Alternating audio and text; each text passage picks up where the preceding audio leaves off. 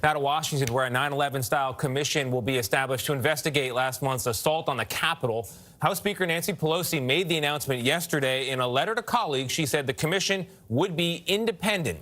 Ed O'Keefe is at the White House for us, where President Biden has mostly stayed focused on his agenda. But Ed, members of both parties already say that former President Trump is at least partly responsible for the violence at the Capitol. So what more do we expect this commission to actually accomplish?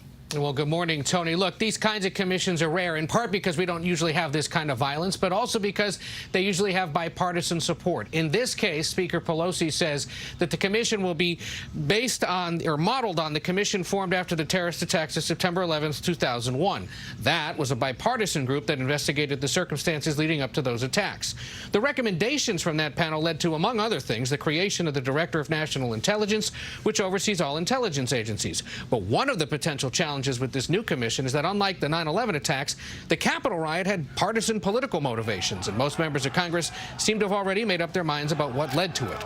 But this also means that at least part of Washington will still be dealing with the fallout from the Capitol attacks and former President Donald Trump's role in them as the current president, Joe Biden, tries pushing forward with his own agenda. At the top of the Biden agenda, the pandemic and economic relief from it. He heads to Wisconsin tonight, his first official trip on Air Force One as president, first official trip west, to sell his nearly $2 trillion COVID relief plan in a town hall meeting. He's hoping to convince voters in a state that he narrowly won to sign on to this legislation as Republicans continue to criticize the size and scope of what he calls the American Rescue Plan. Anthony? Ed O'Keefe. Thank you, Ed.